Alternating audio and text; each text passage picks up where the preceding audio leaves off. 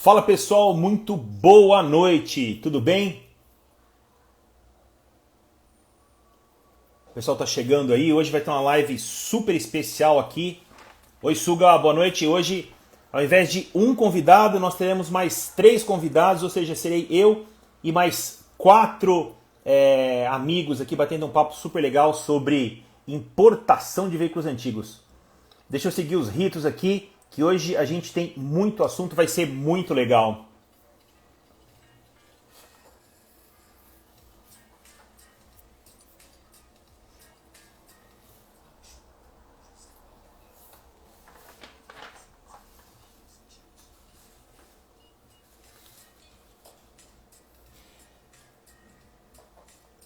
Olha lá o Beto Serri. Pessoal, boa noite. Sejam todos muito bem-vindos a mais um Talk Show, um programa mensal que a gente tem aqui no canal da Federação Brasileira de Veículos Antigos. Lembrando que também é um podcast, o pessoal tem perguntado, o Vinícius falou, avisa o pessoal que está um pouquinho atrasado, mas é também um podcast. Então, em breve, nas melhores plataformas.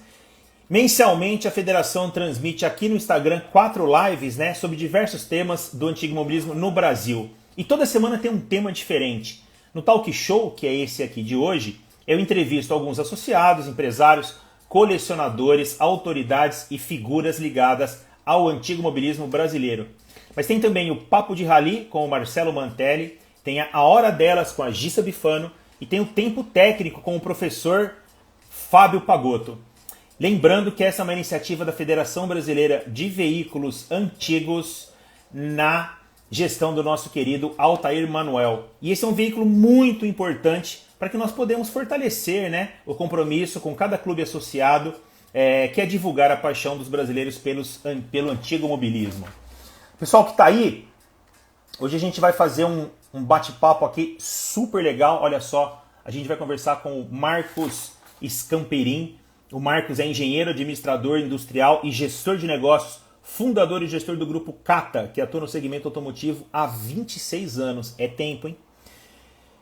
Com serviços como homologação e inspeção veiculares. O Marcos, a exemplo da FBVA, isso é muito importante, também compõe a Câmara Temática de Assuntos Veiculares do Conselho Nacional de Trânsito. Quem vai estar junto com a gente também é o Bruno Hartz. O Bruno é administrador, diretor comercial da Máxima Sul, despachante aduaneiro, vida não é fácil, hein? E que é atuante no mercado exterior há mais de 10 anos. O Bruno também compartilha do nosso amor por carros antigos, sendo que ele é membro do Veteran Car Club lá de Novo Hamburgo, que é um clube membro da federação. E para me fazer companhia aqui, o Roberto Suga, nosso querido Roberto Suga, presidente hoje do Conselho da Federação Brasileira de Veículos Antigos, antigo mobilista e que também, né, faz parte lá da Câmara Temática de Veículos Antigos. Pessoal, sem mais delongas, deixa eu convidá-los aqui, ver quem já está por aqui. Deixa eu ver. Mandar. Enquanto isso, a gente vai dando boa noite pro pessoal. Oi, Gissa, Augusto, tudo bem? Roberto Provenzano, Carlinhos, Beto Serri, tudo bem, Beto? Reinaldo Bergamini, Vinícius, o Ricardo aí. Silvio, tudo bem? Esperando aqui o pessoal entrar. Parará, Marcos, olha lá. Bacana.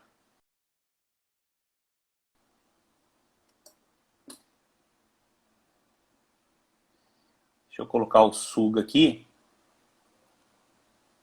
Enviar solicitação. É isso aí, gente. Como é que vocês estão? Enquanto o pessoal vai chegando aí, como é que vocês estão, hein? Todo mundo bem? Vocês estão me ouvindo bem? Roberto Suga 63 não está conseguindo participar. Vinícius, dá um help aí.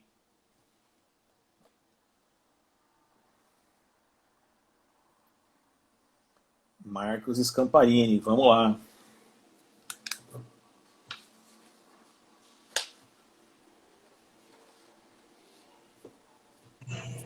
Olá. Olá, tudo bem? Como é que tá, Parra? Tudo Tudo certo? bem? Tudo bem por aí? Tudo em ordem, tudo bem. Então tá bom. Boa noite, seja muito bem-vindo aqui a uma live da Federação Brasileira de Veículos Antigos. Enquanto o pessoal se ajusta aí, o Suga e o Bruno, vamos batendo um papo aqui. Vou pedir para vocês se apresentando aí. Obrigado aí pelo convite, obrigado pela organização aí. Vamos ver se a gente consegue passar aí alguns minutos agradáveis aí batendo um papo. Você já fez a apresentação. Eu sou Marcos Scomparin, eu trabalho com inspeção de segurança veicular e certificação de veículos há 26 anos que nós inauguramos o Grupo Cata. Tá. E a certificação é a certificação de produtos automotivos, entre outros, para que possam portar o selo do Inmetro. E mais o nosso segmento aqui, trabalhamos com homologação de veículos. Legal. Olha, eu acho que eu já participei de umas 10 mil homologações de veículos aí. Entre pedidos de CAT, LCM, LCVM, vários projetos. E inspeção de segurança veicular, que também já deve ter feito aí umas 800 mil inspeção de segurança veicular. Mas estamos aprendendo aí, Parra. Estamos aprendendo. Olha o Bruno chegando aí. Olha o Bruno. Fala, Bruno. Boa noite, seja bem-vindo. Tudo bem? Boa noite, pessoal. Boa noite, tudo certo? Prazer estar aqui com vocês. Estão me ouvindo bem? Tudo certinho? Estamos ouvindo bem. Você está ouvindo bem a gente? Vendo bem? Como é que tá por aí? Tudo certo, 100%. Acho que só falta o Suga chegar agora. Bruno, o Marcos estava falando um pouquinho dele aqui. Enquanto o Suga não entra, fala um pouquinho de você. Em primeiro lugar, também seja muito bem-vindo aqui a um Talk Show, que é uma live da Federação Brasileira de Veículos Antigos. Seja muito bem-vindo. Obrigado por ter aceito o convite em participar e vir poder bater um papo aqui nesse assunto, né?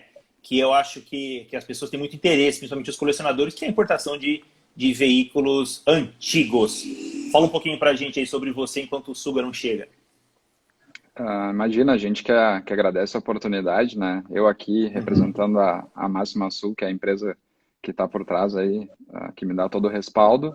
E para nós é uma honra, um prazer poder estar participando. E, cara, assim, de uma maneira bem resumida, né, e bem geral, nós atuamos como despachante aduaneiro e com o passar do tempo aí, por demandas de clientes, né, a gente acabou se especializando nessa questão de importação de veículos antigos, que envolve uma série de documentos, uma série de legislações, não é um processo muito simples, mas que a gente consegue destrinchar e fazer de uma maneira tranquila para os colecionadores aí ter... Pessoal acha que eu diminui o ritmo de uns tempos para cá de importação de veículos antigos, mas fiz muita importação já. E o pessoal acha que é colocar o carro lá e literalmente descarregar aqui, né? Fala, Suga, boa noite, tudo bem? Boa noite, Parra, boa noite, Scomparin, Bruno, boa noite, Suga. Boa noite, Suga. Tá nos ouvindo bem? Tá nos vendo bem aí? Bem. Não, o Suga já é de casa, mas não posso deixar de agradecer a presença aqui, né? Sempre disposto e disponível para vir bater um papo com a gente aqui, falar sobre importação de veículos antigos, falar sobre veículos antigos. Eu acho que é um assunto extremamente interessante, né, Suga, para nós, antigos mobilistas. Eu acho que dá para jogar a luz um pouquinho para o pessoal que não tem muita intimidade com essa questão. E também falar dos aspectos técnicos e do envolvimento da Federação Brasileira, né? O pessoal acha que a Federação tem pouco envolvimento com isso, mas na verdade é exatamente o contrário, né? A Federação já tirou o antigo mobilismo de várias situações complicadas aí, né? Acho que a mais recente, se eu não me engano, foi a questão dos caminhões, né, Suga? Foi importação, foi restringir a importação de todos os veículos comerciais, caminhões, caminhonetes, picapes, ambulância, bombeiros. E nós, claro, teve um segmento que se sentiu talvez prejudicado ou poderia ser ameaçado dos seus negócios, mas que, na verdade, os veículos que estavam sendo importados não são para fins comerciais, são para fins de coleção, né? Ninguém vai comprar um caminhão antigo que não tem peça de reposição, não tem garantia, manutenção para fazer frete, transporte de carga nas rodovias, muito menos caminhonete fazer carreto, né?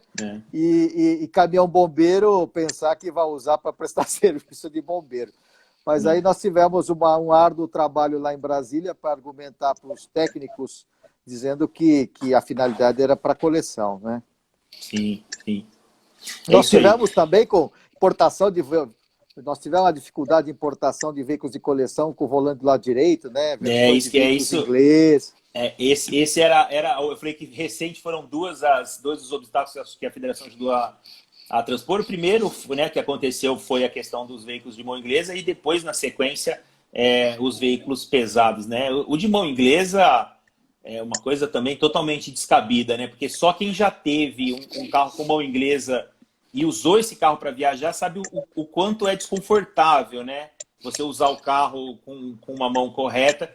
Eu lembro que eu viajei com a rancheira sul-africana de um amigo uma vez e não tinha sem parar. Para pagar o pedágio era um problema, porque estava do lado de cá, aí tinha que escorregar no banco, era um carro largo, escorregava no banco e ela dava o dinheiro, voltava. Shopping também, você não consegue entrar no shopping, pegar nada. Então, fora aquela questão técnica da adaptação, né? Então, o pessoal acho que não tem muita noção de como é que é a realidade e a federação fez um trabalho muito bacana, né, Suga, para desvendar tudo isso aí, né? Pois é. A impressão é que está continuamente na contramão, né?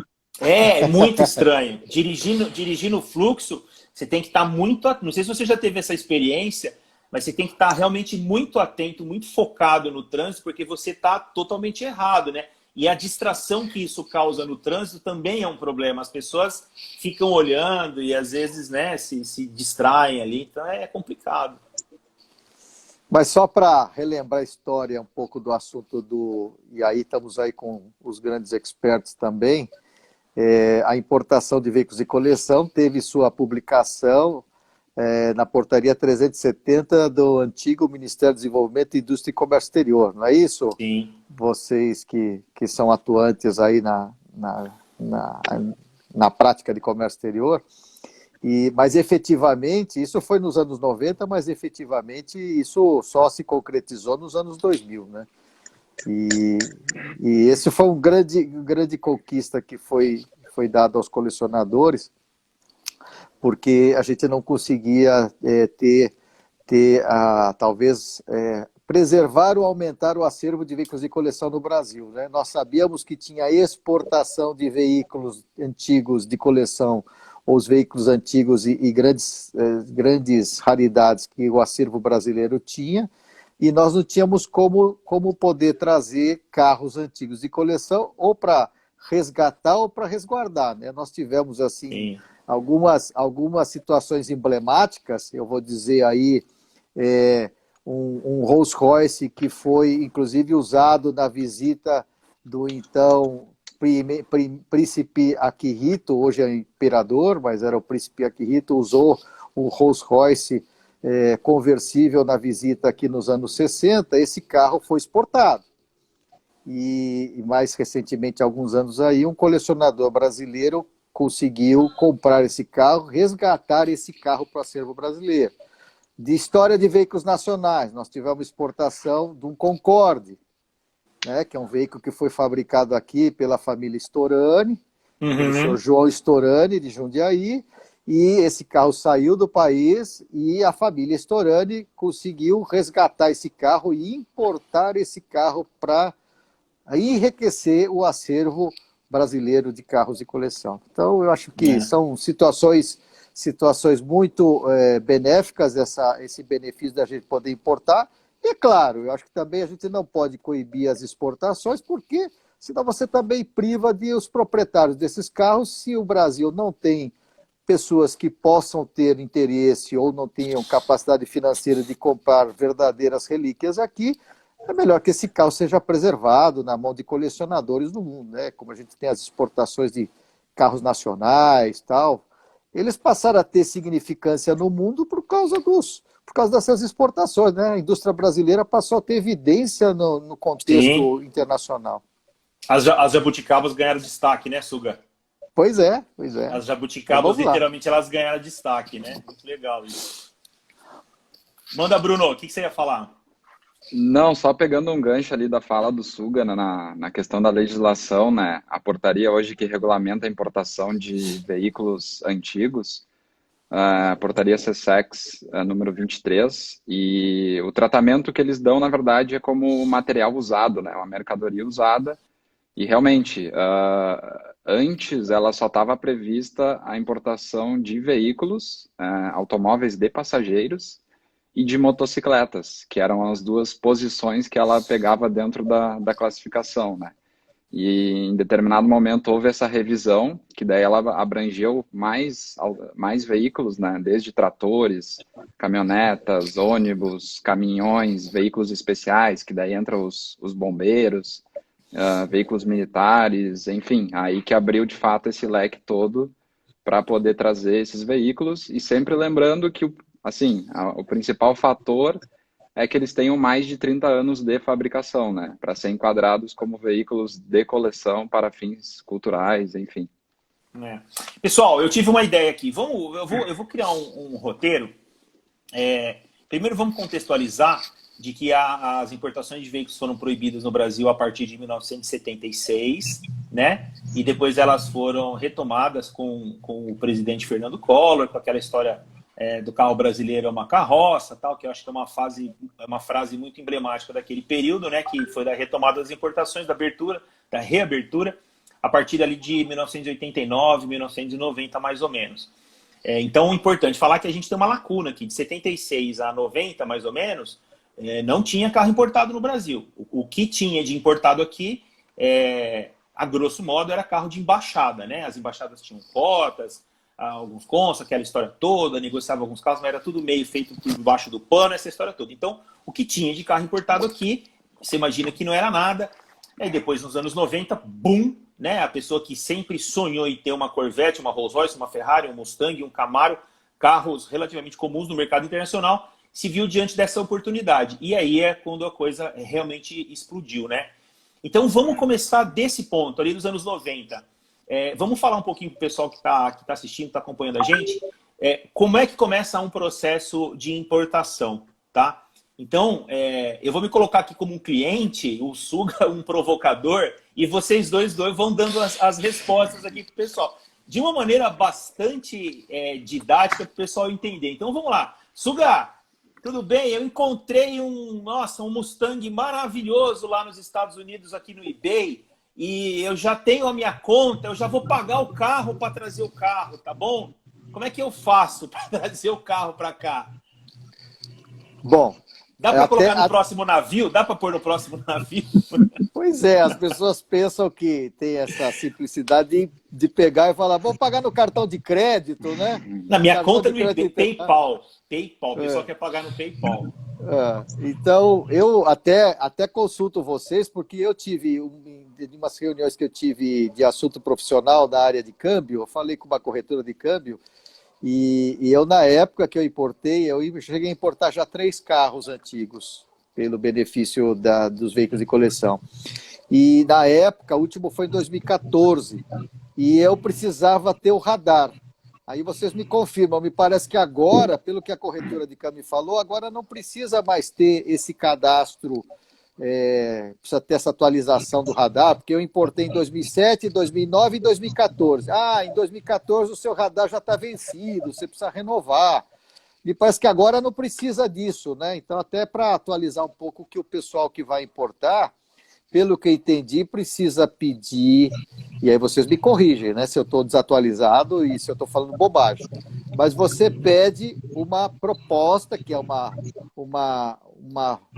proforma invoice, né, do que seriam as condições da compra do carro, as características do carro, o valor do carro, tudo, para que com esse documento se entre com pedido de licença de importação. Esse é o começo de tudo? Como é que é?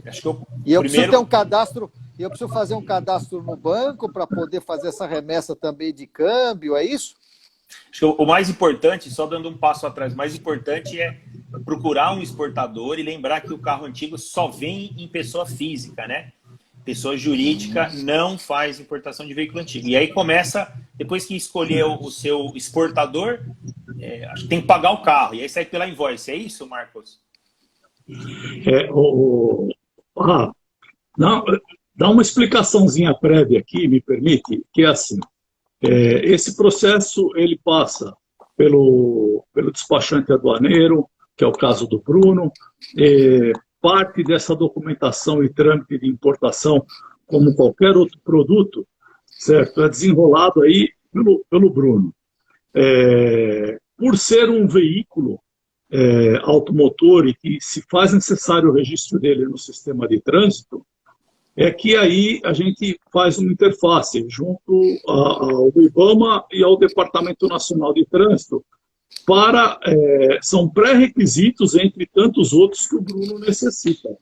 Então, talvez seja legal o Bruno começar a dar, nesse teu exemplo aí, o Bruno fazer uma passagenzinha sobre o trâmite, como é que funciona, embarcação, essas coisas. E, no caso, o CATA trabalha especificamente nessa interface junto com os departamentos de trânsito e ambientais, certo? Eu acabo não interagindo junto com a importação, com logística, embarque, desembaraço. Aí você já fica mais delicado aí com o Bruno. Com o Bruno. Correto, Bruno? Correto. Aliás, o Suga tá bem por dentro do processo, bem por aí mesmo. Sabe Suga. tudo, Bruno. Tô querendo... Ô, Bruno, eu tô me preparando para ver se o dólar cai, para ver se eu trago algum carro de coleção que eu tô querendo como sonho de consumo de novo, né? Já faz 7 anos, então. 7 anos que eu não trago nenhum carro, né? Mas, enfim, vamos lá. É mais ou menos isso que o Suga comentou, né? Então, o Zé ali deu exemplo. Cara, achei um carro aqui no eBay, gostei do preço, como é que eu faço para comprar? Como é que eu faço para trazer? Então, vamos lá. Como tu vai realizar uma importação formal, né? Existe uma série de procedimentos a serem cumpridos junto à Receita Federal. Então, o procedimento, na prática, ele começa por ali. A negociação, ela acontece através de um documento, que é a Proforma Invoice, que a gente chama, né? Que é um documento para formalizar esse contrato de compra e venda, né? Seja de uma pessoa física no exterior para uma pessoa física aqui no Brasil, seja de uma empresa lá no exterior para a pessoa física aqui no Brasil. Então, esse documento emitido é o primeiro passo para tu estabelecer a negociação de compra e venda. Então, ali na Proforma vai ter os dados de quem está vendendo, os dados de quem está comprando, uma breve descrição ali do veículo, o valor negociado dele, os dados bancários, tudo mais. E com essa Proforma, tu vai numa corretora de câmbio, tu vai no teu banco da tua preferência, enfim, para realizar o pagamento, né? Um pagamento antecipado e transferir esse dinheiro para pagar quem está te vendendo o veículo. Esse é o primeiro passo de todos. Importante frisar, né, Bruno, que antes da importação, né, exportação no caso do país de origem, tem que pagar o carro, né? A pessoa que está vendendo, não está muito se importando se você vai mandar para outro país ou se você vai mudar de bairro com o carro. Ele precisa receber, né? Tu tem que comprar o carro, né? Exatamente. Dificilmente alguém vai te vender com, sei lá, me paga metade antecipado e metade depois que chegar no Brasil. Né? E a Proforma de Invoice é o primeiro documento, né? Que faz parte do processo de importação. Exatamente. Com esse documento que tu vai conseguir realizar esse pagamento, esse fechamento de câmbio, que é uma transação, uma remessa internacional do dinheiro, né? Para tu pagar em reais aqui no Brasil e o vendedor receber em dólar, receber em euro lá no país estrangeiro. E o Suga puxou ali a questão do radar, né? Então, isso é geralmente uma situação que as corretoras, os bancos, eles cobram. Mas tu já tem o teu radar para a gente poder fazer o fechamento de câmbio. No final do ano passado, em outubro do ano passado, a Receita Federal ela lançou uma nova instrução normativa que a pessoa física está dispensada de habilitação no radar. Então, não é mais necessário radar para a pessoa física e somente para a pessoa jurídica. Então, hoje realmente facilitou para essa questão de importação dos veículos, né? Que antes tu tinha que fazer um processo na Receita, juntar uns documentos para habilitar o teu CPF a ser Vamos esclarecer né? para o pessoal o que é o radar. O radar era um documento que a Receita Federal emitia, dizendo que você suporta, né? Que você tem lastro financeiro para fazer a importação de determinado bem, né? Que você tá ok, falou, ok, você pode comprar e trazer esse carro. Né? Isso era mais ou menos a finalidade do radar, né? Não é nenhum documento, né? Ele é um cadastro. Ele é um cadastro junto à Receita Federal dizendo que tu tá em dia, que o teu CPF tá limpo, por assim dizer, né? E que tu tem condições de realizar uma importação, né? Uhum. Então Hoje, pessoa física, ou seja, falando pontualmente de importação de veículos antigos, que só pode ser feito em pessoa física, a pessoa física está desobrigada do cadastro de radar, é isso? Basta agora, então, a gente vai dar invoice, a gente segue já para os outros processos, correto? Correto, exatamente. Bom, aí eu acho que entra um ponto, e aí é importante colocar, porque, tá bom, o John vendeu para mim, eu paguei ele já recebeu dinheiro, meu dinheiro já saiu da conta, e aí ele fala, bom, agora se vira para pegar o carro aqui na minha casa. E aí? Quem é que vai buscar o carro? Quem vai levar? Quem vai fazer os trâmites do documento de exportação lá dos Estados Unidos, do Mustang conversível? Quem é que vai contratar alguém para fazer o frete? Os documentos que, no caso, que o Scomparin colocou aí para atendimento às autoridades de trânsito, de meio ambiente, e aí desembaraço, embarcar o carro, melhor embarcar como? Vai pôr na corda, carregar lá no navio, vai pôr no container? Quem é que vai fazer esse trabalho? Você vai desmotivar quem está aí. Você nem falou que tem inspeção de madeira, que precisa, né, ter licença do IBAMA. Pessoal, você vai assustar o pessoal. O pessoal vai desistir aí, hein? Vai desistir. Aí a gente entra na parte da logística, né? Que, inclusive, um dos apoiadores aí, patrocinadores da federação é a Log Transportes Internacionais. Então, tu contrata uma empresa especializada, como eles, né, para realizar todo esse trâmite, tanto da logística interna, sei lá, se for Estados Unidos, tanto a logística interna nos Estados Unidos, para coletar o veículo, para levar para um armazém, para fazer a estufagem dentro de um container, né? Os veículos a gente geralmente embarca dentro de um container, a não ser que seja algo muito grande, que realmente não caiba num container, aí tem outras alternativas. Mas o passo seria contratar uma empresa especializada, um agente de cargas, para realizar toda essa coordenação do embarque do veículo para o Brasil. Enquanto que nós aqui, os despachantes, em paralelo, vamos trabalhando na questão da documentação, juntamente também com o Marcos, para trabalhar nessa questão de licenciamento do veículo no Denatran, né? Então, são três partes que trabalham em conjunto, cada um executando as suas funções, para que a gente consiga evoluir no processo de importação, né? É isso aí. Então o John vai pegar, vai falar para o Suga que o carro está pago, e aí uma empresa, né, um exportador, vai cuidar do frete interno, vai cuidar da armazenagem desse carro, vai fazer algum tipo de serviço, se for preciso fazer isso lá fora, e vai guardar esse carro até o momento que ele tiver livre para poder ser embarcado, não é isso, Bruno? Qual que é o prazo médio que você estima para isso acontecer? É que assim, hoje, para a gente realizar a parte documental aqui, né, que seria fazer a licença de importação, que a gente precisa registrar uma licença de importação, que seria a autorização para esse carro vir para o Brasil, que aí ela é autorizada pelo CSEX, cuida dessa... Exatamente. É a famosa LI, né? O pessoal acha que tem quarta via ainda, essas coisas, carimbo, não tem mais nada disso, né? Agora é tudo documento eletrônico, né? Tá bem modernizada a coisa, não tá? Exatamente. Não, é tudo digital. Hoje é tudo feito de maneira online, digitalmente, e a gente faz a licença de importação, a famosa LI, e aí ela precisa ser deferida, que a gente chama, autorizada, tanto pelo CSEX, que é a parte do material usado, então eles vão lá conferir se o veículo ele tem mais de 30 anos, se está dentro do que pede a legislação, e também ela vai ser deferida pelo IBAMA, e aí inclusive o Marcos pode comentar um pouquinho para nós ali como é que funciona essa questão do IBAMA, né? Por que o IBAMA entra na jogada, o que ele cuida, o que ele se responsabiliza, né?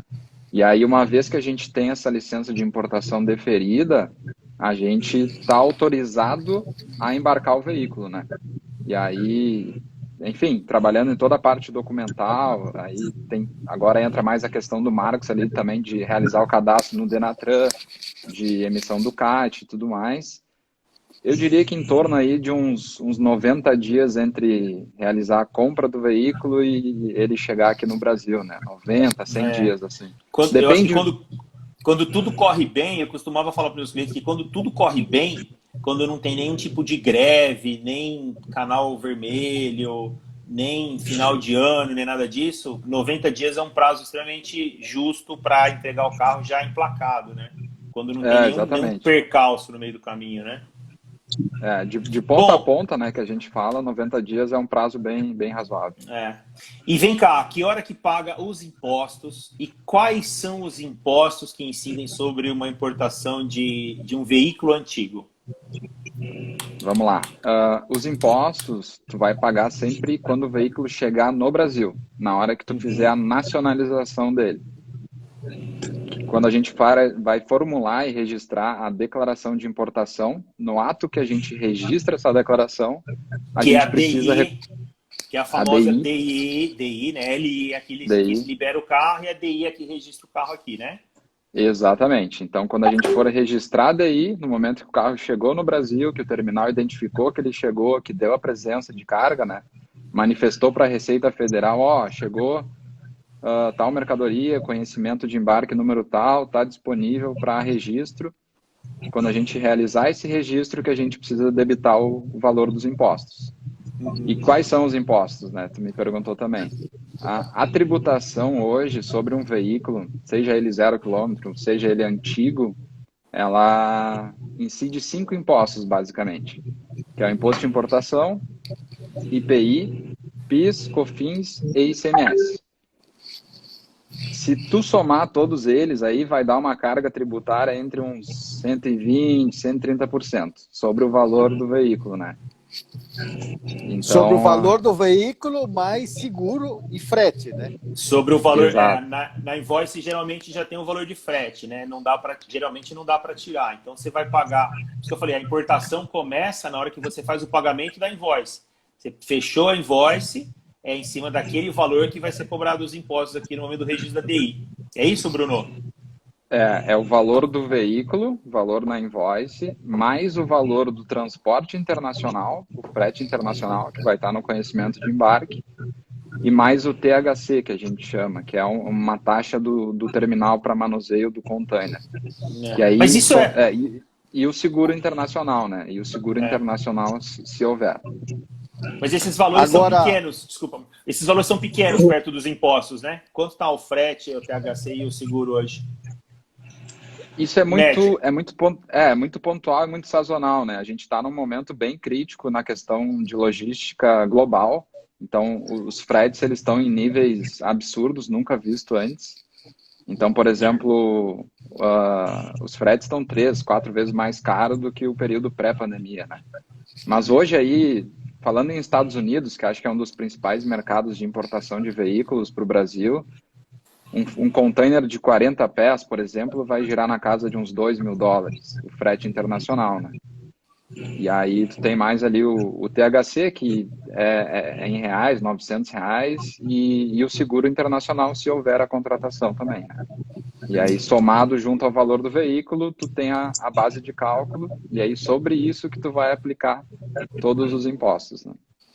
Agora, ao longo desse período, desde da hora do carro embarcar e até chegar aqui para pagar os impostos, é bom orientar quem está escutando, assistindo, porque aí o Marcos deve falar que, paralelo toda essa logística, né, essa parte da logística de transporte, tem toda uma série de documentações que precisam correr com suas solicitações junto aos órgãos, não é isso, Marcos? É a tramitação junto ao órgão de trânsito aqui que corre em paralelo. Não é esperar o carro chegar aqui para dar entrada nos documentos, né? Tem que fazer ao longo do período, senão você se lasca quando chegar aqui. Né? O processo precisa estar iniciado, mesmo porque o Bruno fez uma citação aí sobre a DSECs, né? No caso do DENATRAN, que é o Departamento Nacional de Trânsito, que emite parte da documentação, isso é tratado na resolução do CONTRAN número 56. E lá, um dos pré-requisitos é que se mande a LI já deferida, a licença de importação. Então, a partir do instante que se tem a LI e a Proforma Invoice, onde consta todos os dados do veículo, constitui-se um processo em paralelo vai para o Denatran. Antes disso, nós temos uma licença ambiental que se fosse um veículo 0 quilômetro, por exemplo, essa licença seria para dizer que esse veículo se enquadra na nossa legislação de limites de emissões máximas permitidas, seria condições de emissões. No caso do veículo antigo, com mais de 30 anos, é providenciado uma dispensa da licença. Mas, mesmo sendo dispensa, se faz necessário ter o documento emitido pelo IBAMA dizendo que aquele veículo está dispensado disso, que também é agregado no processo do Denatran, e entra-se com o pedido do CAT, que é o Certificado de Adequação à Legislação de Trânsito. O Denatran, ao mesmo tempo que ele emite o certificado de adequação à legislação de trânsito, ele concede já um código de marca, modelo, versão, que é um código que vai nos auxiliar a inserir depois esse veículo no Registro Nacional de Veículos Automotores, no Renavan. É o LCVN que você está falando? Primeiro nós tiramos o LCVN junto ao IBAMA. Depois tira-se o CAT junto ao Denatran. Quando os dados que vêm no CAT já são dados que vão nos ajudar, tão logo o veículo seja desembaraçado, a registrar o carro no sistema de trânsito. Porque o que acontece depois, quando a pessoa compra, ela se dirige a um Detran e consegue tirar a documentação. Mas aquele bastidor do Detran, o sistema Renavan, que nós chamamos, ele já vai precisar estar trabalhado e alimentado com as informações do veículo para que o Detran, que é o Departamento Estadual de Trânsito, já enxergue o sistema com aquele veículo dentro. Sim. Que é o cadastro, fala de fazer o cadastro na BIM, fazer todo o cadastro na BIM, né, que é base internacional, exatamente, para depois constar o seu despachante. O carro está liberado para ser emplacado quando você passa o número do chassi para o seu despachante e ele consegue enxergar os dados na tela dele, é isso? Exatamente.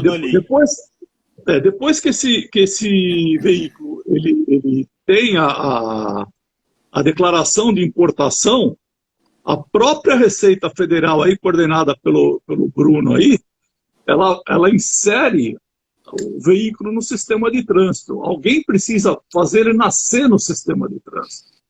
Então, ela faz a inserção dele no sistema de trânsito, mas ela ainda faz essa inserção incompleta. Ela só nasce o veículo lá, ela não preenche todos os dados do veículo, como cor, potência, ou seja, os dados que precisam constar no documento de circulação do veículo. Uhum. Ela só faz nascer lá.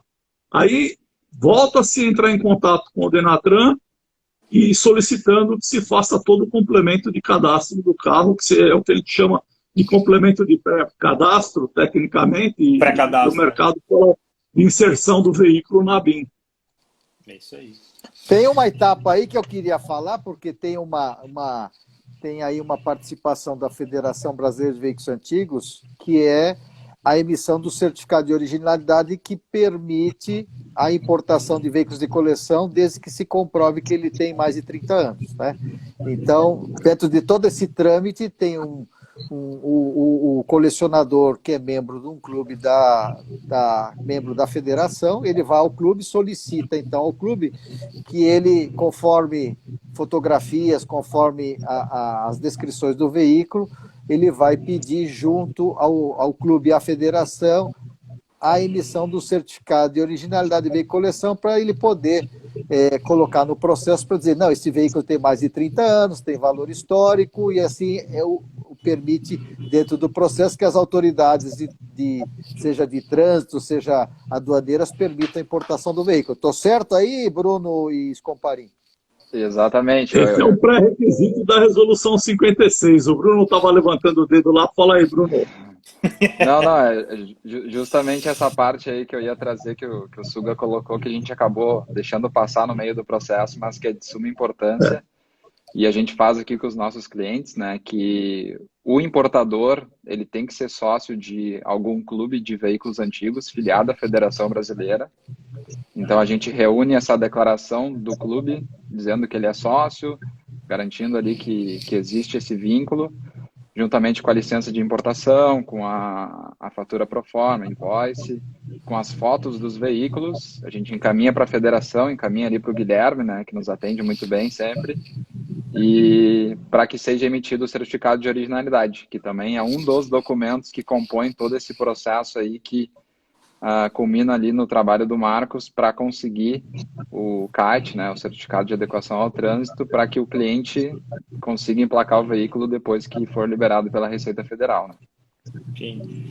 Pessoal, vocês estão percebendo que é um processo complexo, né? O pessoal acha que é fácil, mas na verdade tem que andar o processo de exportação e importação do bem em paralelo com o cadastro, em paralelo com a autorização para a pessoa trazer o carro. Ou seja, você tem que autorizar a saída do carro, você tem que providenciar o cadastramento dele no país, e o CPF da pessoa também tem que apresentar alguns documentos para poder trazer esse carro. Ou seja, são vários processos andando em simultâneo, em paralelo, né, Marcos? Né, Bruno? É isso? E é comum nesse processo todo, né? Você já citou aí, nós temos 4 players, né? Que é o despachante aduaneiro, empresa de logística, a federação, o automóvel clube e a empresa, no caso, na minha empresa, que estaria solicitando o código de marca modelo inserido no sistema de trânsito. Agora, é comum, por exemplo, que as pessoas, às vezes, o importador, contrate, por exemplo, só o Bruno e peça para que o Bruno, com parceiros dele, possa fazer a operação, ou contrate só o Cata e peça ao Cata para que parceiros do Cata possam desenvolver a operação. Então, por exemplo, eu tenho aqui, às vezes, quem está me contratando, às vezes, é o próprio importador do veículo. Às vezes, quem me importa é um despachante aduaneiro, quem me contrata é um despachante aduaneiro. Às vezes, quem me contrata é uma empresa de logística. Ou seja, são várias formas de administrar o processo. Tá. Perfeito, perfeito. É o que a gente faz aqui, é o que a gente atua hoje, atendendo os nossos clientes. A gente centraliza tudo aqui com nós, justamente para o cliente não ter que ficar correndo atrás de 3, 4 empresas e tá monitorando isso, né? Muitas vezes os nossos clientes, eles têm outras tarefas durante o dia a dia, não conseguem dar tanta atenção, talvez não tem tanto conhecimento também de como que funciona. Então, a gente centraliza tudo aqui, junto a parceiros nossos, para coordenar tudo isso dali em conjunto, e o cliente simplesmente ficar tranquilo e a gente vai informando ele, vai alimentando ele de como que está o status do processo, para que facilite, né? Facilite a vida dos importadores. Eu queria aproveitar o gancho aqui, provavelmente o Guilherme que mandou a mensagem, é porque deve ter consulta sobre um assunto aí. Eu vi de perto um assunto disso de um amigo. Ele está perguntando aqui se o processo para importação do país de origem, se for dos países do Mercosul, né? Você tem algum incentivo do Mercosul se você importar um carro de coleção via Argentina, Uruguai, Paraguai. Eu já tive um amigo com experiência de trazer um carro, inclusive de fabricação argentina, de mais de 30 anos, e não consideraram o veículo como sendo um veículo que poderia ser enquadrado como benefício de Mercosul. Tá? Então, se for importar de qualquer país do Mercosul, vai incidir os impostos que o Bruno comentou aqui, tá? IPI, imposto de importação, IPI e ICMS, mesmo que o veículo seja de origem desses países, tá? É muito importante falar também sobre o processo, né, Suga? Essa questão do Mercosul não ter validade sobre os veículos antigos, e tem muita gente que às vezes que pergunta, fala assim, o carro está aqui no Uruguai, eu posso ir lá buscar ele? Eu posso ir lá buscar? Você emplaca para mim? Fala, não funciona assim, né? Então, independente do país de origem, o processo é sempre rigorosamente o mesmo, né? O carro precisa ser entregue, precisa parar num posto, precisa ser fiscalizado, precisa ser liberado, tem que seguir exatamente todos os processos, independente do país. Qualquer coisa diferente disso, a gente pode chamar de descaminho, pelo menos, não é, Marcos? Perfeitamente. Qualquer coisa diferente disso, né? É que a gente escuta, às vezes, algumas consultas, né? E às vezes o cara está com o carro aqui já, na garagem dele. Fala, pô, mas o carro já está comigo, nós vamos economizar o transporte.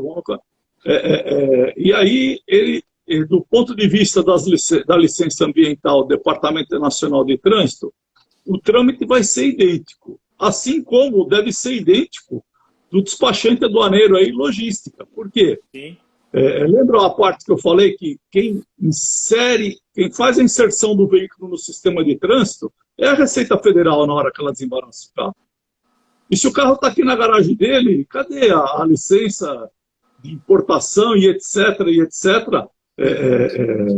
visualizando bem, tendo a invoice e tudo mais. Se está na garagem dele aqui, eu acho que ele vai ter que devolver o carro lá para trazer. Eu já vi acontecer. De entregar o carro para startar o processo e conseguir regularizar por vias legais, né? Para quem gosta de pôr a cabeça no travesseiro e dormir sem preocupação de sair no Fantástico nem nada disso, esse é o caminho, né? É bem por aí como vocês comentaram. A gente seguido tem consultas aqui que às vezes chega a ser engraçado de situações, por exemplo, porque eu comprei esse carro de um argentino que veio para cá e ele me vendeu e agora eu quero emplacar. Cara, mas, né, esse carro entrou de maneira ilegal no Brasil, não tem como correr atrás agora. O argentino deve estar bem feliz nesse momento. O argentino fala, cara, o argentino deve estar super feliz nesse momento. Ele deixou a bucha com você e foi embora, né?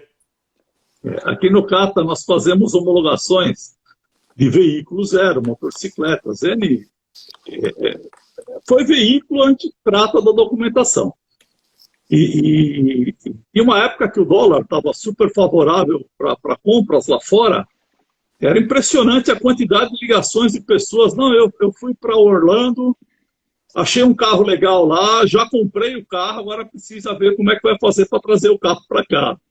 Ou para fazer o carro já está pago, tudo, e ele nem imaginava o tempo e o trâmite que ia ter para isso. Ele nem imaginava que ele começou errado, né? Ele já não devia ter pago, né? E é bem o que você falou, quem está vendendo não quer saber se vai dar trabalho ou não. O cara fala o seguinte, eu estou vendendo, você me dá o dinheiro e leva o carro.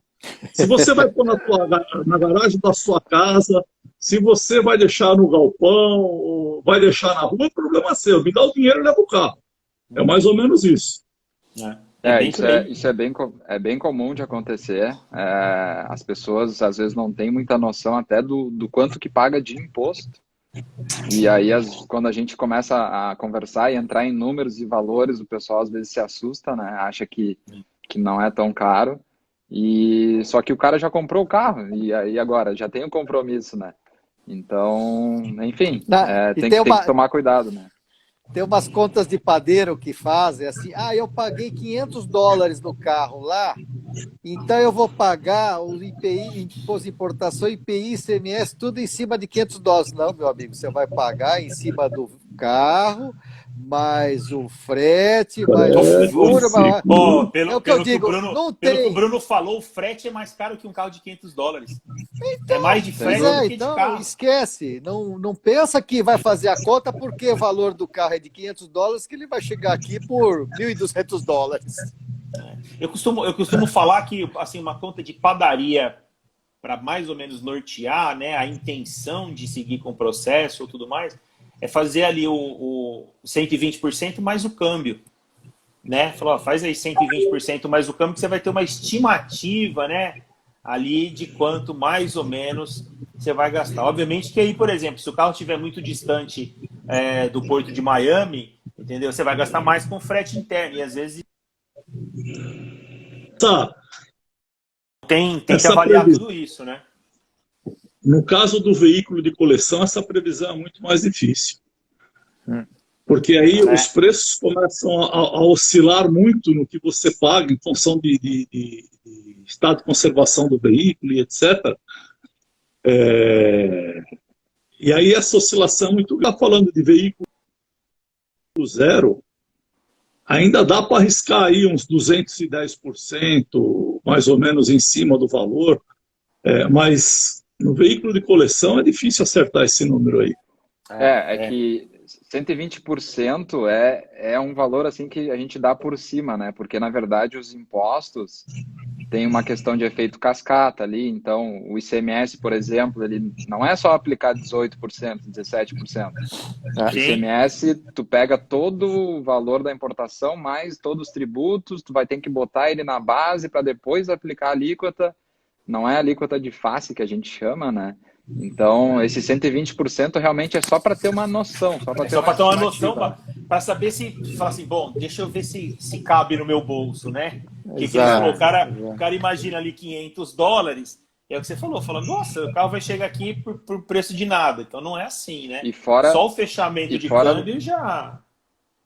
E fora todas as outras despesas, né? A logística internacional, tu tem o custo aqui do terminal portuário, tu tem outras despesas envolvendo o processo ali de CAT, a questão do IBAMA, tu tem várias outras taxas e despesas envolvidas que tu vai somando ali e no final lá dá um valor considerável, né? Entrou uma pergunta bacana aqui, ó. O Vladimir, ele perguntou sobre a importação de veículos com mais de 30 anos, veículos antigos, de passeio, né? Veículos de passeio, ou seja, carros a diesel. Se esses carros têm alguma informação de liberação.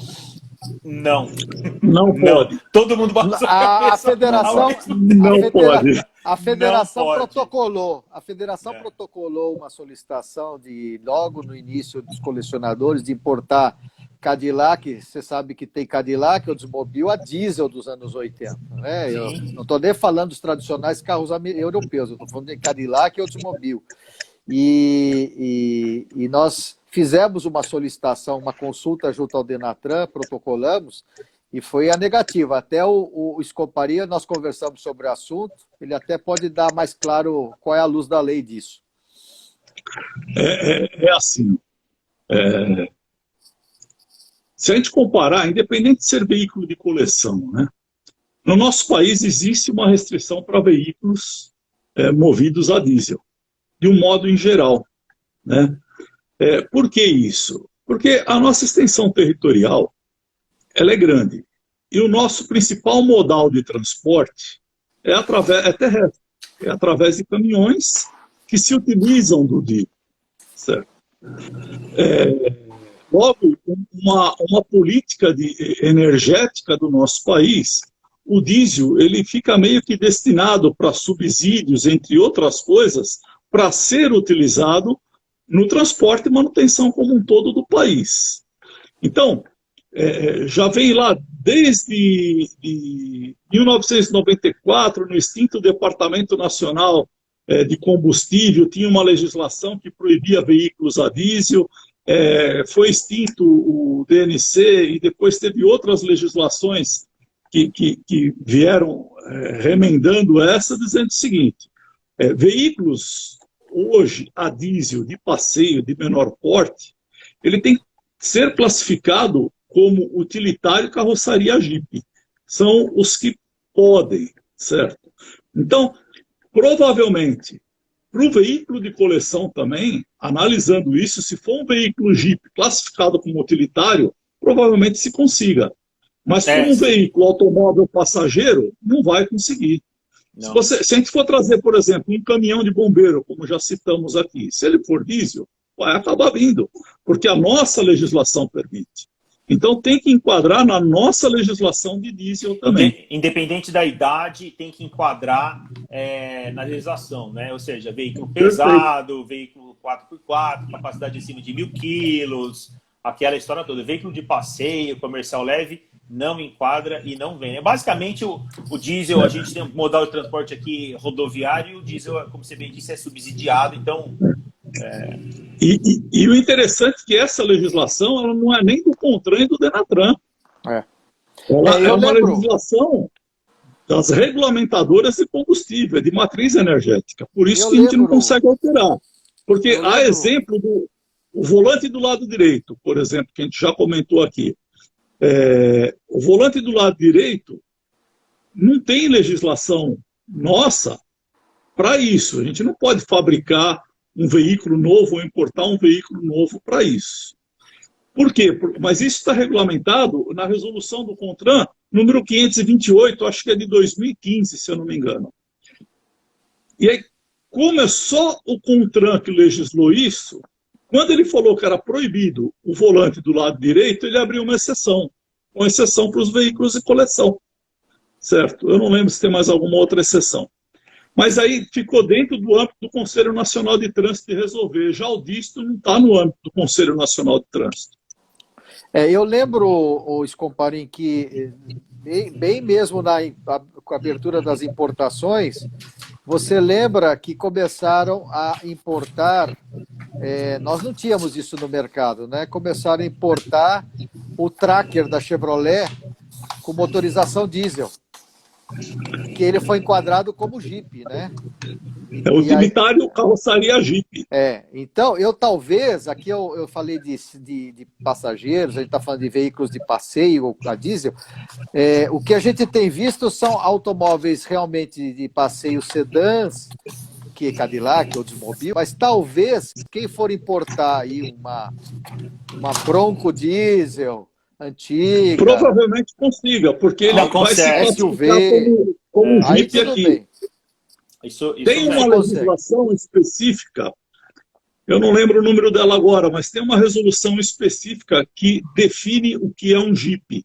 Então, ele define na legislação ângulos de entrada do veículo, de ataque, ângulos de saída, precisa ter como acessório o guincho na frente. Tem uma lista de características. Ele não basta ser 4x4, ele tem que ter um diferencial central. Ele tem uma lista de características. Eu lembro que a Mercedes fez duas gerações atrás da ML para vender a 320, a diesel aqui no Brasil, de maneira regular, importação oficial. Ela tinha um sistema 4x4 sem diferencial, mas ela fazia muito uso de eletrônica. E aí, num primeiro momento, a Mercedes não conseguiu autorização para comercializar esse carro aqui pela falta do diferencial central. E aí ela teve que provar, né, que o carro tinha outros sistemas que faziam, às vezes, do diferencial central. E aí, sim, ela conseguiu a liberação para a ML 320. Assim, então, você vê que é bem rígido mesmo, e um tanto quanto arcaico também, né? É uma coisa lá dos anos 60, 70. Eu estou tentando achar a legislação de utilitário Jeep aqui, mas não estou conseguindo. Mas eu acho ela. A gente teve... mas é bem isso mesmo. Esse problema da Mercedes foi a Mercedes teve que fazer um relatório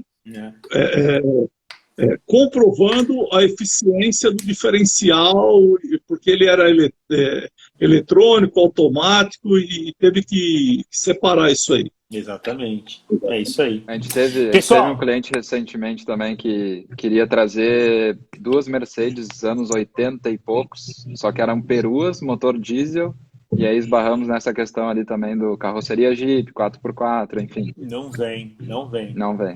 As que tem, e tem algumas, né, peruas, principalmente Mercedes a diesel, esses carros estão aqui provavelmente antes de 76, né? Daquele primeiro período, ou são carros de embaixada, alguma coisa assim. Mas você pode ver que a maioria de 76 a 89, 89, 90 ali, dessa lacuna que vieram via embaixada, entendeu? São raros os veículos.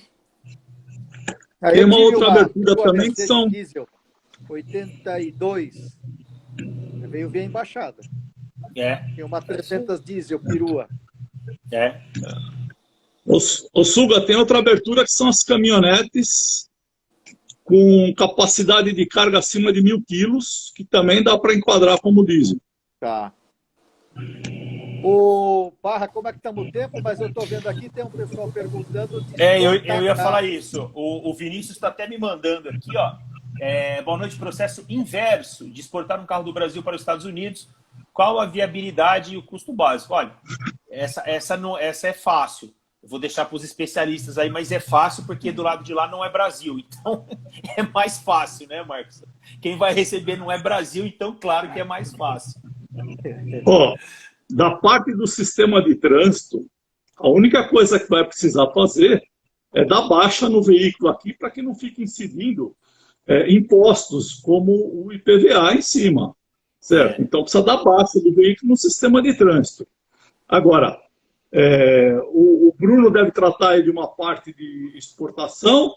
Agora, requisitos de trânsito lá nos Estados Unidos vai depender da legislação deles lá. Se for para os Estados Unidos vai ser uma, se for para a Europa vai ser outra, os requisitos de trânsito, né? Falando questão de exportação, primeiro de tudo que a exportação não tem impostos, né? Tu não paga nada de impostos para mandar para fora, para vender para fora. Então, basicamente, tu vai ter o custo logístico, que é o frete internacional, que a gente estava falando antes. Os valores são semelhantes, tanto de lá para cá quanto daqui para lá. Falando de Estados Unidos, né? E aí tu tem só o custo aqui do transporte interno, a logística interna para colocar dentro do container, custo do porto, enfim, mas é bem mais barato do que uma importação. A baixa definitiva, né? Lembrando para os amiguinhos que não pode mandar o carro embora, ficar com a placa e colocar em outro carro, porque isso é crime, né? Então, pessoal, se liga aí, né? Que a gente costuma esbarrar com cada coisa por aí. O carro vai, mas o documento fica. Isso pode dar cadeia, amiguinho. Cuidado, hein? Aí onde eu falei que precisa fazer a baixa do veículo no sistema de trânsito, né? E nessa hora é a nossa vez, né? E aí a gente só quer saber de pegar o dinheiro e se livrar do carro, né? Aí passa a ser problema de quem está comprando lá. Agora, Bruno, deixa eu tirar até uma dúvida. Por exemplo, se eu quiser, Suga, lá nos Estados Unidos tem um carro, eu quero exportar para o Suga, que está aqui no Brasil, eu não consigo fazer uma proforma para invoice para mim mesmo de um carro que eu estou pedindo uma licença de importação. Mas eu, Suga, que estou exportando um carro, posso exportar para o Suga lá nos Estados Unidos, para mim mesmo lá, e sem pagar? Digamos que eu estou exportando o carro porque eu vou vender, não vendi ainda. Sim. Pode, porque o que acontece, né? Tu mandando o carro aqui, tu tendo residência comprovada aqui, tendo residência comprovada lá, tu consegue fazer esse lastro na documentação, né? Mas o que a gente sempre indica aos clientes no caso de exportação, né? A consultar, pedir para o comprador, para o importador, consultar a legislação local. Porque falando de Estados Unidos, por exemplo... falando de Estados Unidos, por exemplo, cada estado tem a sua legislação. Então, a gente teve um caso recente de um envio de um Fusca para a Califórnia.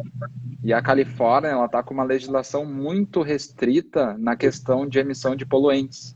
Então, os veículos antigos de coleção lá também estão sofrendo por causa disso. Agora, já mais para a costa leste, Flórida, é mais tranquilo de emplacar o veículo e de liberar. E os impostos também variam de estado para estado. Então, a gente sempre comenta com os clientes que querem exportar, querem mandar. Cara, consulta a legislação local. Da mesma forma, na importação, que a gente é contratado para fazer todo esse processo, o ideal é que se contrate alguém local no país de destino, seja Estados Unidos, seja Europa, enfim, que conheça os trâmites locais para te guiar pelo melhor caminho, né? Sim. É sempre bom contar com... a minha dica é a seguinte, nunca faça isso por conta, não se aventure a fazer isso porque você pode se dar mal, financeiramente falando principalmente. E tem ótimas empresas no mercado, né, Marcos, né, Bruno? Acho que vocês são dois ótimos exemplos. Procura um especialista, faz uma consulta, né?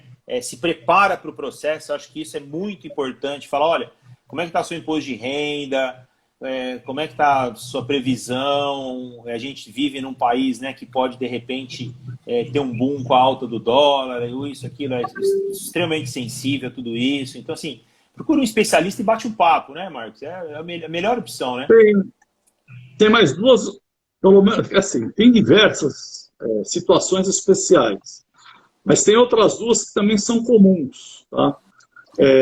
Uma delas são veículos de coleção comprados da Receita Federal, que eles foram apreendidos ou foram abandonados, enfim, ou as pessoas não concluíram o processo e de vez em quando tem alguns leilões da Receita Federal de veículos também com mais de 30 anos. Esses veículos, da mesma forma, também tem um processo que a gente tem que fazer junto ao IBAMA e ao Departamento Nacional de Trânsito, DENATRAN, para também passar por essa fase de dispensa de CAT e dispensa de LCBM e CAT. E tem uma outra situação também, que próxima da que o Suga citou, às vezes tem pessoas que moram fora do nosso país há um determinado tempo, seja brasileiro ou não, e quando vai vir para o Brasil de moradia, está vindo para cá, ele tem direito de trazer o carro dele, mesmo sendo usado, se ele comprovar que o carro já é dele lá há um determinado tempo e etc. Ele vai ter direito de trazer o carro dele de uso para cá, vai trazer como um bem usado, como se fosse qualquer outro bem, e também vai passar por esse processo aí de IBAMA e Departamento Nacional de Trânsito. Exatamente, a gente já tivemos casos assim de mudança, né? Pessoas que moravam fora do país e retornaram para o Brasil e trouxeram os seus veículos, né, cumprindo o que pede a legislação, mas dá para fazer. Aí, que nem o Suga comentou, né, tu manda de ti nos Estados Unidos para ti no Brasil, né? Desde que haja uma comprovação de que realmente tu morou lá por determinado tempo. Então, você falou que o veículo era teu e tudo mais. A gente já está com o nosso tempo estourado. Eu vou fazer mais uma pergunta aqui, depois já vou passar a palavra para vocês, para as considerações finais. O tempo literalmente voou hoje aqui. Essa questão de trazer o carro do Suga para o Suga, entendeu? Ele comprovando que tem um carro usado lá, ele tem que obedecer à legislação nacional. Ele pode, por exemplo, trazer um carro com menos de 30 anos ou um carro que não seja zero. Ele pode trazer um carro, o que a gente chama aqui de seminovo, por exemplo. Ele pode trazer um carro 2000, entendeu? Ou 2010, alguma coisa assim, Bruno? Não pode. Não pode. Tem que, independente da circunstância, né? Se ele vai entrar de maneira definitiva, admissão temporária, enfim, ele tem que cumprir o que pede a legislação, né? Porque a gente tem que seguir o processo padrão. E o processo padrão está previsto, que existe a questão dos 30 anos, né? Então, é um detalhe aí que tem que ser observado para... Enfim, às vezes o pessoal acha... mas eu tenho meu Mustang 2011 aqui, que ele dorme no quarto comigo, e agora eu tô indo pro Brasil, quero levar ele. Ó, não vai rolar. Não vai rolar. Vai sim, depois de 2031. Arruma um cantinho para ele, deixa ele esperando aí, depois você traz, né? Não vai rolar, né, pessoal? É isso aí. Isso é tão rigoroso, Parra, que veículo zero, por exemplo, às vezes a gente tem uma situação de um veículo, por exemplo, que ele é ano de fabricação 2019, modelo 2021. Até 2 anos de diferença, o DENATRAN emite o CAT. Tem uns casos de Ferraris, alguns carros mais especiais, que eles são novos, são zeros. Mas são 2018, por exemplo, já se passaram mais de 2 anos entre fabricação e modelo. Precisa de um laudo especial emitido lá na Receita Federal por um perito cadastrado por eles para testar que o veículo é zero. É isso aí. Eu acho que o entendimento de carro zero para questões de importação é um carro sem título, né? Um carro sem registro e com menor quilometragem, milhagem possível. A gente está falando aí de 10 milhas, alguma coisa assim. Porque a gente sabe, o americano gosta, né? Recente agora apareceu uma garagem lá cheia de Dodge Viper zero. Os carros sem título, sem nada, todos eles cavaletados, ou seja, o norte-americano tem essa cultura de comprar os carros, armazenar, guardar bem esses carros e depois colocar no mercado para ter ali algum lucro, alguma coisa assim. Acho que isso faz muito parte. Vira e mexe aparece, principalmente super esportivos, né? Os carros estão saindo de linha assim, esses carros são comprados e são guardados, né? É investimento. Investimento, exatamente. Pessoal, Marcos, eu vou pedir para você deixar suas considerações e se despedir, depois passar para o Bruno. O Bruno passa para o Suga. Na medida que vocês forem se despedindo, eu já vou derrubando vocês aqui da nossa live, tá bom? Eu queria agradecer a oportunidade aí do nosso bate-papo, certo? Como você falou, o tempo voou porque tem uma infinidade de coisas. Nós não falamos aqui de réplicas, não falamos de um monte de coisas, mas eu fico à disposição de vocês para falar sobre o Código de Trânsito, que foi mudado recentemente, veículos de coleção modificados, enfim, tem um monte de coisas que a gente pode falar.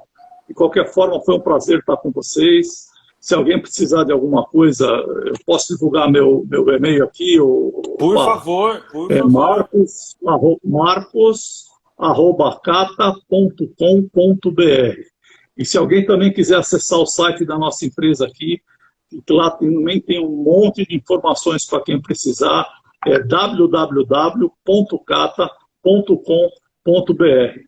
Obrigado aí, obrigado Bruno, obrigado Suga, obrigado Parra, até mais. Antes de você derrubar o Scoparin, deixa eu colocar um assunto bem que eu vou provocá-lo aqui, que é o seguinte, porque a gente sabe que tem muita gente, construtores, empreendedores de réplicas, como ele falou, ou de veículos artesanais, e eu sei que o Scoparin, com toda a experiência dele, a gente no trabalho junto à Câmara Temática de Assuntos Veiculares e Ambientais, a gente tem preocupado muito de regularizar esses veículos artesanais, tá? Eu vou falar de um amigo nosso, foi piloto, construtor de carros antigos não, de carros que hoje são antigos, e que até hoje ele não conseguiu regularizar.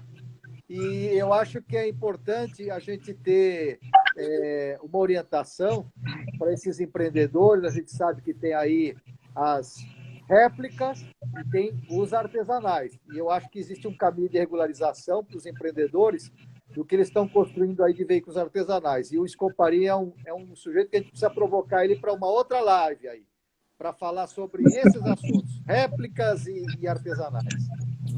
Eu vou deixar só fazer uma observação nesse assunto, que aquele Concorde, né, que foi, entre aspas, repatriado, ele foi registrado no Brasil como Concorde. A marca dele, o fabricante dele é Concorde. Então, assim, eu acho que isso já dá a dimensão da importância disso, né? A família Storani produziu os carros aqui, e aí com o auxílio da Federação Brasileira a gente conseguiu registrar o carro como Concorde, constando inclusive no documento. É o único carro que está no Brasil, né? É o único que voltou, na verdade, que foi.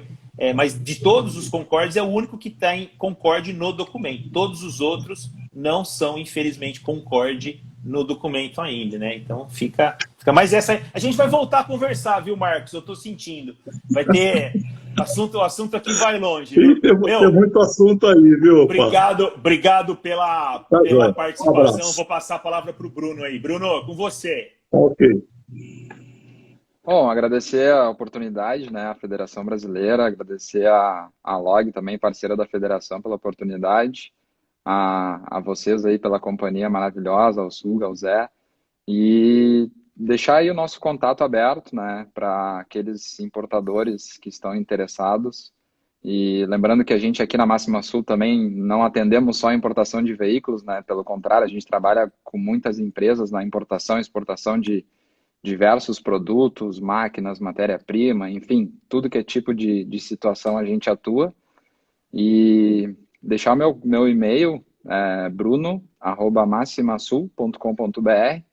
Quem tiver interesse ali de saber um pouco mais, de fazer um orçamento, de ter uma ideia de valores, de quanto é que custa para trazer um veículo lá de fora, daqui a pouco realizar o seu sonho, a gente segue à disposição. No nosso site, o nosso Instagram aqui também tem todas as informações ali. Quem quiser acompanhar um pouco do nosso trabalho, tem sempre um material sendo divulgado. E acho que é isso. Agradecer pelo excelente bate-papo e no que precisar a gente está sempre à disposição aí para futuras conversas.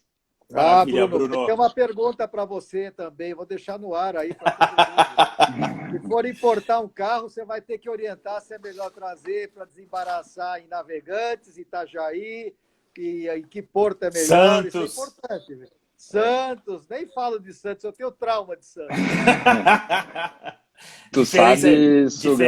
Diferença de tributação, né? De Santos para Itajaí. Agilidade, valores, armazenagem. Tu sabe que eu, por ser um entusiasta, o meu pai também, a gente participar aqui do Veteran de Novo Hamburgo e ajudar na Expo Classic, que é um evento tradicional aqui do Sul. Tive a oportunidade de cruzar com o Sul algumas vezes. A gente tem um apreço por esse trabalho, né? Não só pela remuneração, mas também por estar envolvido, por saber o quanto que os clientes gostam do veículo. Então, a gente tem meio que direcionado tudo aqui para o Sul, para que eu vou lá no terminal, eu abro o container, eu somente coloco a mão no veículo e mando foto para o cliente, e para ter esse cuidado, esse carinho, né, de estar ali próximo, porque os clientes, eles ficam ansiosos, eles ficam aflitos, eles ficam com medo de, tá, mas onde é que está meu carro? Quem é que vai manusear? Onde é que ele está? Então, a gente mantém esse cuidado, esse carinho para entregar um serviço aí de qualidade para os clientes, que a gente sabe que o investimento geralmente é alto, né? Então, a gente foca muito nessa qualidade. Bacana. Bruno, obrigado pela participação. Certeza que você vai voltar aqui mais outras vezes para a gente conversar também sobre outros assuntos. Essa questão do porto, eu acho que é essencial. O pessoal, às vezes, né, tem dúvida, não entende por que a preferência de um porto pelo outro. O Suga já deu para ver que ele tem arrepio de Santos, né? E eu tendo a concordar com ele. Mas é isso. Obrigado pela participação. Boa noite e até a próxima, viu? Eu que agradeço. Boa noite. Tchau, tchau.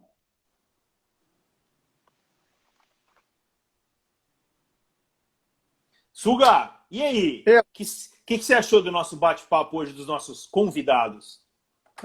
Formidável, viu? Parabéns aí por vocês decidirem aí no comitê aí dos assuntos que devem ser propagados aí para interesse da comunidade antigo-mobilista, e eu ter essa participação aqui para poder contribuir um pouco do que eu tive de experiência, algumas traumáticas, mas felizes, porque os carros estão aqui, enriqueceram o acervo brasileiro.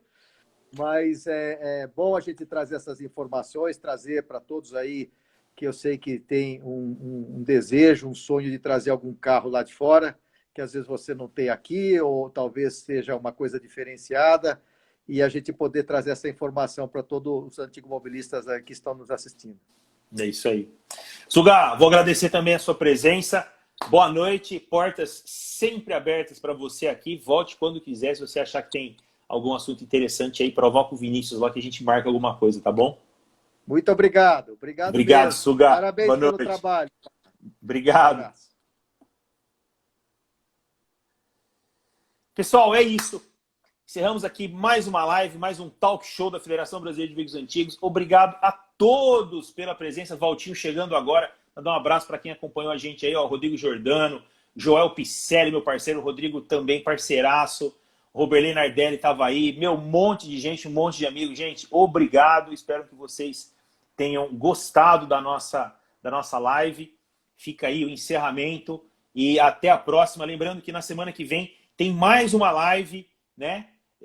Aqui nesse mesmo Instagram, sempre às 19 horas. Tá bom, pessoal? Boa noite a todos, um abraço e se cuidem. Tchau, tchau.